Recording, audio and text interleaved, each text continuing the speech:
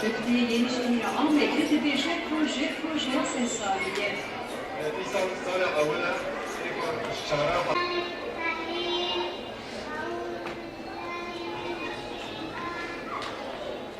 Okulun kurusu yolunu tutan bacılarımıza, genç kardeşlerimize ve sevgili çocuklarımıza çok çok teşekkürler ediyoruz.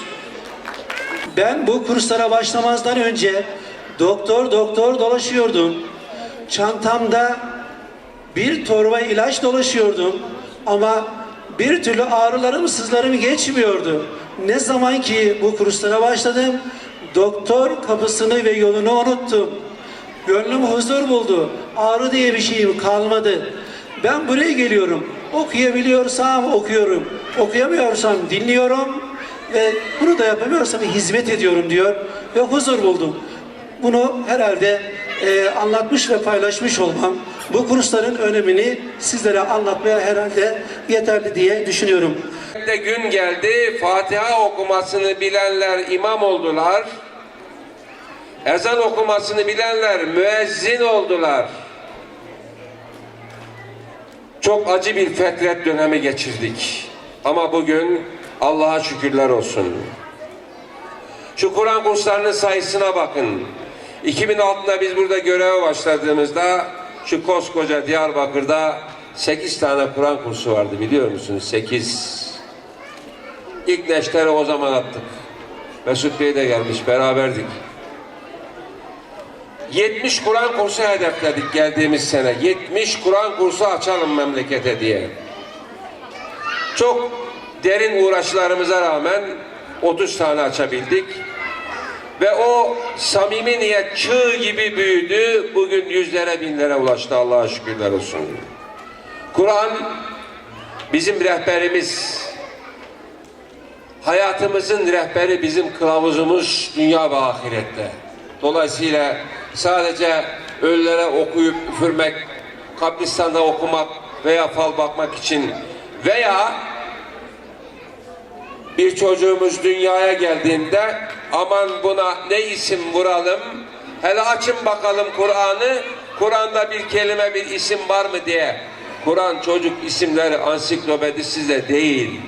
Asla Kur'an bizim yatak odamızda, ayak uçlarımızda gelmez. Asla. Kur'an-ı Kerim'e karşı hiçbirimiz ayak uzatmayız. Onu sırmalı kaplarda, odamızın en üst köşesinde muhafaza ederiz. Kıymet veririz. Benim ismim Alettin Bozkurt. Diyarbakır Yenişehir İlçe Müftüsüyüm.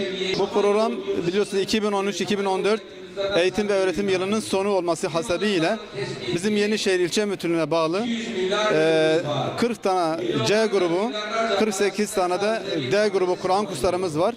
Toplam 5750 tane bu kurslarımızda yıl boyunca Kur'an eğitimi alan çocuklarımız var, öğrencilerimiz var.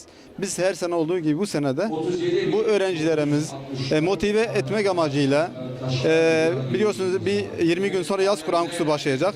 Hem yaz Kur'an kursu kursu başlamadan önce bir teşvik olsun diye biz her sene sonunda bir ödül töreni yapıyoruz. Bu sene ödül töreniyle birlikte aynı zamanda dedi ki madem ki bu Kur'an eğitimi yıl boyunca çocuklarımızı aldılar. Kur'an eğitimiyle ilgili bir konferansla bitirelim ve daha önce burada il müftülüğü yapan Kayseri il müftümüz çok değerli bir alim olduğundan dolayı onu davet ettik ve Kur'an eğitimi, Kur'an içerikli, Kur'an'ın anlama ve yaşama konulu bir konferansla bitirmek istedik ki öğrencilerimiz böyle Kur'an'la yaşasınlar, Kur'an'la büyüsünler, Kur'an eğitimi böyle damarlarına işlesin. Çünkü bu toplumun, bu milletin tek kurtuluşu Kur'an'la mümkündür. Kur'an şunun dili, rengi ne olursa olsun bütün İslam aleminin kardeş olduğunu, hiçbir kimsenin diğerinden üstün olmadığını bildirmektedir. Onun için bizi birleştiren, bizi kaynaştıran Kur'an'dır. Eğer bugün toplum Kur'an'la gerçekten kalkıp otursaydı, Kur'an'a göre hayatını sürdürmüş olsalardı, yeryüzünde hiçbir yerde kimsenin kimseyle düşmanlığı olmazdı. Hiçbir insanlığın, sadece Müslümanın değil, hiçbir insan kanı akıtılmazdı. Çünkü İslam'a göre insan değerlidir, insan kutsaldır. Onun malı, canı, kanı kutsaldır. Kimse kimsenin kanını akıtamaz. İslam nazarında Peygamber Efendimiz şöyle diyor: kim kendisiyle barış anlaşması yapılan gayrimüslim bir insanı dahi öldürürse cennet kokusu dahi işitmez. Kim bir cana kıyarsa sanki bütün canlara kıymıştır. Kim bir insanlığın kurtuluşuna vesile olursa, bir hayatı kurtarırsa bütün insanlığı kurtarmıştır. Onun için tek çarenin İslam'da olduğunu, Kur'an'da olduğunu inancına sahip olduğumuzdan dolayı sene sonu programımızı Kur'an adlı bir konferansla, Kur'an'ın anlama ve yaşama adlı bir konferansla bitirmek istedik. Umarım ki bu konferansımız hayırlara vesile olur ve önümüzdeki eğitim öğretim yılı ve 20 gün sonra yaz Kur'an kursu başladığı zaman daha da öğretmenlerimiz, velilerimiz Kur'an eğitimi için daha da özen gösterecekler.